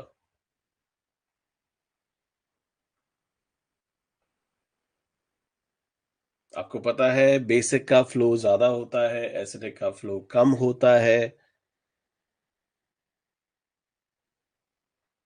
बेसिक फैला होगा। बेसिक फैला है, इसका मतलब क्या हुआ? सिलिका का कंटेंट क्या है? कम। सिलिका का कंटेंट क्या है? कम है। जब सिलिका का कंटेंट कम है तो बाकी और कंटेंट क्या होंगे? मिनरल्स ही। मिनरल ही होंगे ना। सिलिका नहीं है, मतलब 100% है कोई चीज। ठीक है। 100% के उसमें आपको दिख रहा है कुछ 40 के आसपास सिलिका है या 45 के आसपास सिलिका है। बाकी मिनरल्स ही होंगे ना। है ना? तो मुझे एक बात बताओ, जो डेक्कन है ना, डेक्कन में ऑब्वियस है जो सॉइल है उसके अंदर मिनरल्स बहुत मिलते हैं।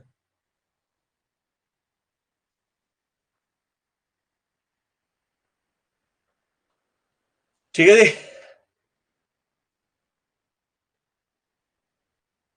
सो आपके जो मिनरल कंटेंट है बेसिक इग्नियस रॉक्स में अराउंड 55-60% रहते हैं। और बेसिकली क्या मिलता है उसके अंदर? मैग्नीशियम होता है, आयरन होता है। ठीक है। एग्जांपल्स क्या हैं आपके? जैसे बेसाल्ट हो गया, है ना, कब्रो हो गया, gabbro. So these are your basic igneous rocks. Clear है यहाँ तक? क्योंकि हम पहले पढ़ चुके थे, तो आई थिंक बहुत ज्यादा दिक्कत आपको होगी नहीं। सो हमारी पंजाब पार्टी क्या क्या कह रही है? समझ आ रहा है आज तक? आज समझ आया? मेरे को एक क्वेश्चन करने का है, मुझे अब थोड़ा सा डाउट हो रहा है। मैं क्वेश्चन लिख रहा हूँ यहाँ पे। ठीक है। क्या बनाऊं, क्या बनाऊं, क्या बनाऊं?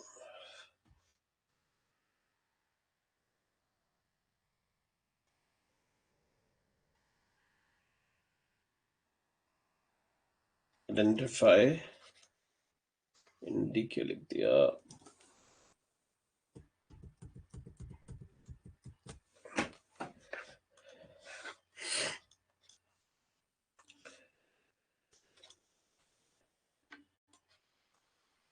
आइडेंटिफाई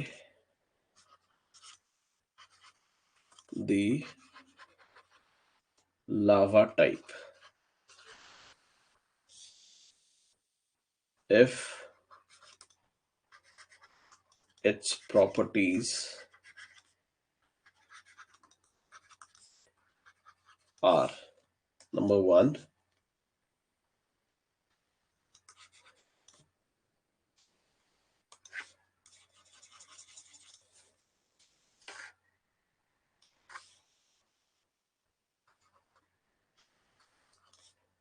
high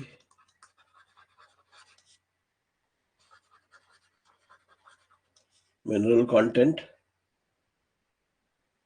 मतलब 55-60%,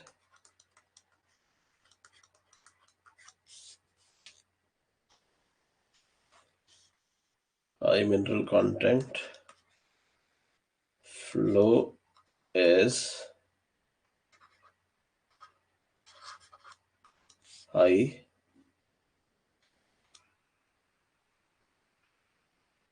ठीक है।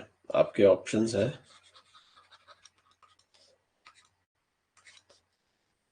Acidic,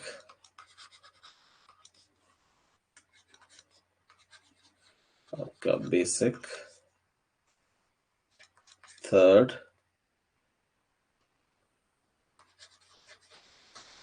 both, none.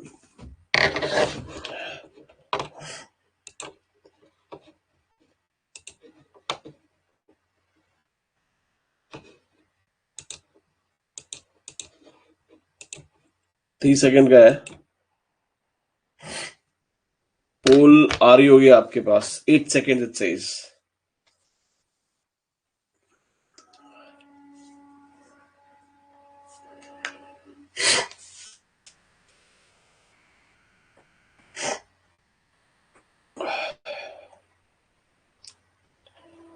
संगीता, आपके पास उधर पोल आ रही है?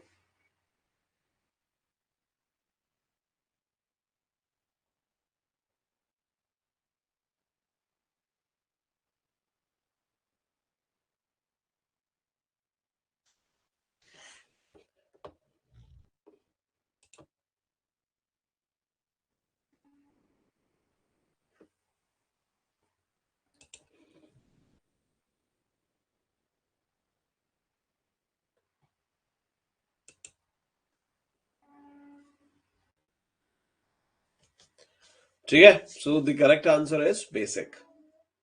हाई मिनरल कंटेंट मतलब सिलिका कंटेंट कम रहेगा, है ना? सिलिका 60% से नीचे रहेगा ना। जब सिलिका कम है तो बेसिक हो गई। ठीक है इस, आई थिंक ये आपको क्लियर हो चुका है अब।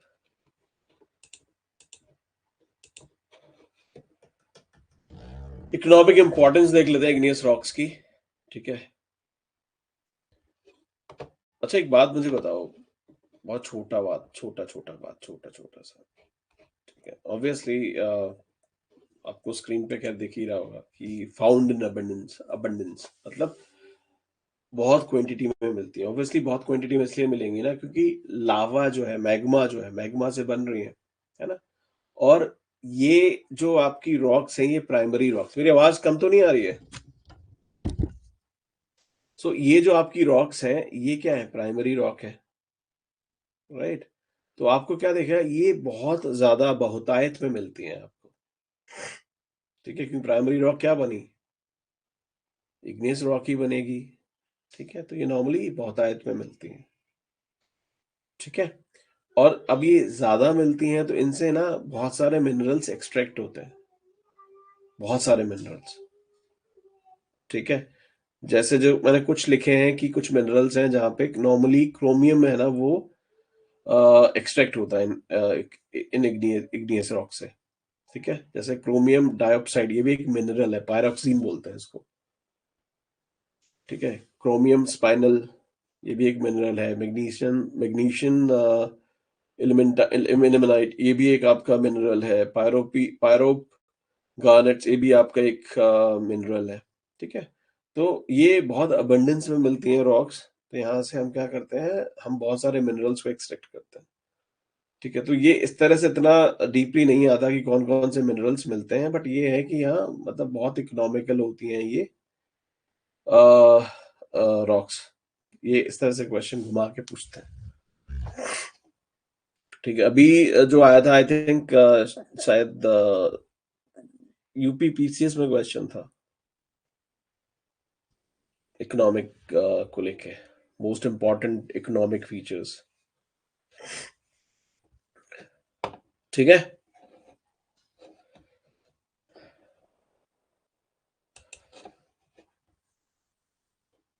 आगे बढ़ते हैं।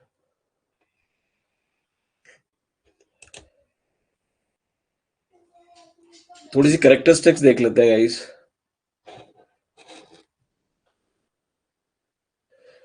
हमने देखा था ना कि वेदरिंग जो है ना इग्नियस रॉक्स की आराम से हो जाती है। ठीक है, ये हमने देखा था, जो सरफेस पे रॉक्स होती है ना, ठीक है, बहुत इजीली इरोड हो जाती है। ठीक है, बट एक चीज बहुत इंपॉर्टेंट है इसकी, जो इग्नियस रॉक्स की है, वो ये है कि वो पानी को ना रिसने नहीं देती हैं। ठीक है, वो पानी को रिसने नहीं देती हैं, और पानी को रिसने नहीं देती, साथ साथ उनपे ना केमिकल वेदरिंग, मतलब किसी केमिकल का बहुत जल्दी असर नहीं होता है। ठीक है, मतलब कोई भी जो आपकी इग्नियस रॉक है ना, ठीक है, वो पानी, जैसे फॉर एग्जांपल कहीं आपने लगा दी तो पानी नहीं रिसेगा उससे। ठीक है, केमिकल वेदरिंग का भी असर नहीं होता उस पर। लेकिन अगर वो कंटिन्यूअसली आप उसे पानी के टच में रखोगे ना, पानी उस पर अगर लगातार गिरता रहेगा, ठीक है, कंटिन्यूअस अगर उस पर फ्लो रहेगा पानी का, तो वो इरोड हो जाती है। ठीक है, हमने ये भी पढ़ा था, ये जो रॉक्स हैं कैसे मिलती हैं, ये क्रिस्टलाइज्ड फॉर्म में मिल जाती हैं, ग्रैनुलर फॉर्म में मिलती हैं। ठीक है, इनके जो टेक्सचर होता है, इनका जो साइज होता है, ठीक है, ये डिपेंड करता है कि इनकी लोकेशन किधर है और कितनी मतलब कितनी जल्दी इनकी कूलिंग हुई है या फिर कितना देर तक इनका कूलिंग हुआ है, कितनी देर में ये सॉलिडिफाई हुई है। तो इनका टेक्सचर, साइज, ये सब कुछ उस पर डिपेंड करता है। ठीक है, तो हमने ये देखा था जो आपकी प्लूटोनिक रॉक्स है, ऑब्वियसली अच्छी रॉक्स होंगी क्योंकि वो बहुत गहराई में बनी है, but they are not economical to us क्योंकि वो बहुत गहराई में जाके आप उनको एक्सट्रैक्ट नहीं कर सकते फॉर इकोनॉमिकल यूजेस। ठीक है, तो हमारी जो नॉर्मली हम यूज करते हैं ग्रेनाइट्स वगैरह, वो हाइपरमीसल रॉक्स होती हैं, वहां से हम उनको एक्सट्रैक्ट करते हैं। आपके घरों में लगता है ग्रेनाइट लगा रहता है, अब लगाते हो ना? ठीक है, तो हाइपरमीसल ही होता है। ठीक है, ये हमने पढ़ ही लिया था। ठीक है, इग्नियस रॉक्स जो होती हैं उसमें फॉसिल्स नहीं होते। ठीक है, क्योंकि फॉसिल ये भी है कि जब आपकी पृथ्वी ठंडी हुई ना, तो प्राइमरी रॉक ये आपकी इग्नियस थी, मैग्मा जो पृथ्वी था, पृथ्वी जब ठंडी हुई तो मैग्मा ही ठंडा हुआ, तो उस टाइम पे लाइफ वैसे भी नहीं थी। ठीक है, तो इसके अंदर आपको फॉसिल लक को मिलता। ठीक है, तो ये हमारा था इग्नियस वाला पार्ट। आप लोगों को रटने के लिए बहुत हो गया है, मतलब समझा तो मैंने दिया है, लेकिन फिर भी आपको ही समझना तो पड़ेगा ही कि इग्नियस रॉक्स, ठीक है, एसिड, बेसिक, ये सारी चीजें आपको थोड़ा सा रटने का है, थोड़ा सा ध्यान से पढ़ने का है। क्वेश्चन मैंने आपको ऑलरेडी बता दिए किस तरह से आते हैं।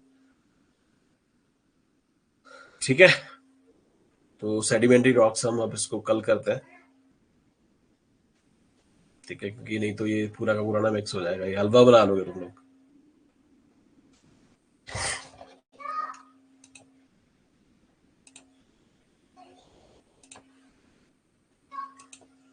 गलत टाइप हो गया था,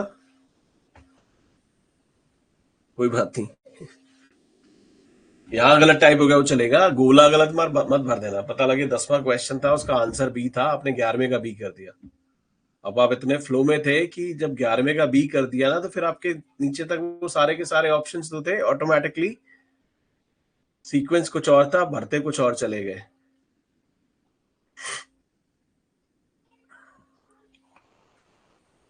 ठीक है, कोई गल नहीं, इधर आपने गलत टाइप कर दिया, वो चलेगा। हाँ, ये होता है, ये बहुत होता है। घर में हो जाएगा वो चलेगा, घर में आप कितने भी गोले काले कर रहे हो, उल्टे सीधे कर दो, मतलब एक एक क्वेश्चन के तुम चारों ऑप्शन भर दो, कोई दिक्कत नहीं है, लेकिन एग्जाम में ध्यान रखने का है, ये ध्यान रखना। सो मिस्टेक्स जो होती हैं guys, they are not silly until they are happening। वो एक जो आपकी सिली मिस्टेक्स आप कहते हैं ना कि नहीं यार मैंने स्टेटमेंट ढंग से नहीं पढ़ा, मेरे साथ भी होता है, मेरे साथ भी बहुत बारी होता था, और ये बहुत और ये पता है कैसे कैसे होता है, जैसे फॉर एग्जांपल आप कोई क्वेश्चन पढ़ रहे हो ना, और आपने वो अच्छी तरह से पढ़ा हो और आपको पता है कि ये क्या होता है। ठीक है, सो नॉर्मली जैसे फॉर एग्जांपल मैं आपको एग्जांपल देता हूं, जैसे पॉलिटी है ना, ठीक है, सो पॉलिटी में क्या है कि मतलब एक क्वेश्चन था, इफ आई रिमेम्बर, उसमें ये था, और ये मैंने गलत किया है। ठीक है, उसमें क्या था कि which of the following, question था कि which of the following article does not, मतलब उसने लिखा था which of the following article does not, I mean does not mention और does not talk about financial bill.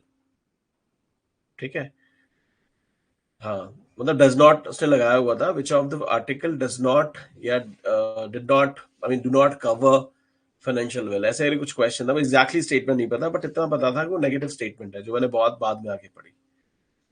So it was like, और उसमें सबसे पहला जो ऑप्शन उन्होंने दिया हुआ था, सबसे पहला जो उन्होंने ऑप्शन दिया होता है जो फाइनेंशियल बिल का होता है, वो आर्टिकल 117। मैंने ऊपर नॉट तो नहीं पढ़ा, ठीक है, फाइनेंशियल बिल, अच्छा वो भाई साहब 117 में आता है, तो अपने ना रट रखा था ऐसे ऐसे, इधर था मेरे टिप्स पे था, आज भी टिप्स पे ही है भाई, आर्टिकल जो होता है ना फाइनेंशियल बिल्स जो आपके 117 पे होते हैं। मनी बिल साला, मतलब sorry for my words, money bill जो होता है आपका ना, वो आप मतलब ऐसे रट रखा था मैंने 110, मनी बिल 110, 110 रुपया मनी बिल हो गया, 117 रुपया तुम्हारा फाइनेंशियल बिल हो गया, ठीक है। और बाकी 107, 108, 109 ये सारे के सारे जो हो गए वो, ठीक है। अब फाइनेंशियल बिल मैंने तो रट रखा था भाई 117 होता है, तो उस पर लिखा था which of the article does not cover financial bill. Not तो अपन ने पढ़ा नहीं, कवर पढ़ लिया। सबसे पहला ऑप्शन था आर्टिकल 117, लगा दिया अपन आर्टिकल 117, ठीक है।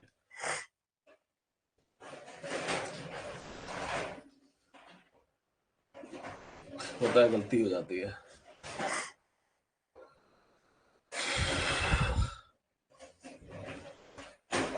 ठीक है। So I think we are done for the day, ठीक है, we are done for the day. ख्याल रखें आप अपना, ठीक है, पढ़ाई करें। ये टॉपिक्स जो है गाइस, ये थोड़े से ना ऐसे टॉपिक हैं जिसमें आप हमारे करने के लिए बहुत ज्यादा नहीं होता, बट इसमें आपको थोड़ा सा याद करने वाला मटेरियल थोड़ा सा ज्यादा है, ठीक है। तो समझने का जितना था मैं आपको समझा चुका हूँ, थोड़ा सा इसको एक बार और पढ़ लेना। कल हम सेडिमेंट्री और मेटामॉर्फिक दोनों हम खत्म कर देंगे, ठीक है। और इसमें बेसिकली ना जो क्वेश्चन किस तरह से आता है, क्वेश्चन मैं आपको दिखाता हूँ किस तरह से आता है बेसिकली, बट आप वो तभी करने की हालत में पहुंचोगे जब हम इसको कर चुके होंगे। क्वेश्चन इस तरह से आता है,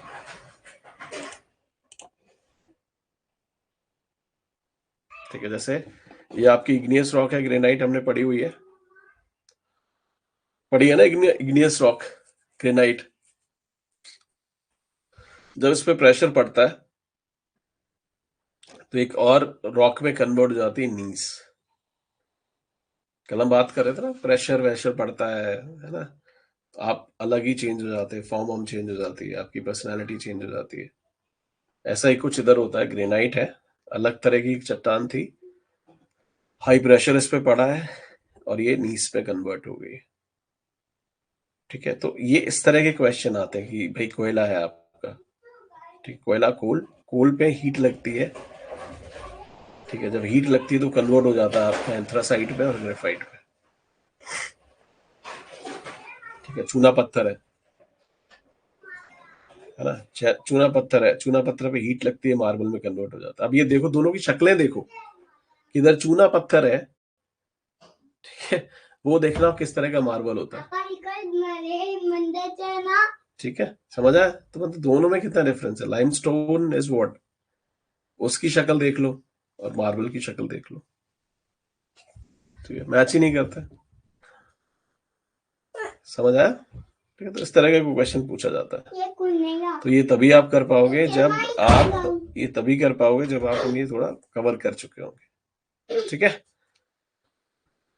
सो आज की क्लास यहीं पे खत्म करते हैं गाइस, होप आपको समझ आया होगा, ठीक है। चलो जी, thank you so much guys, जय हिंद।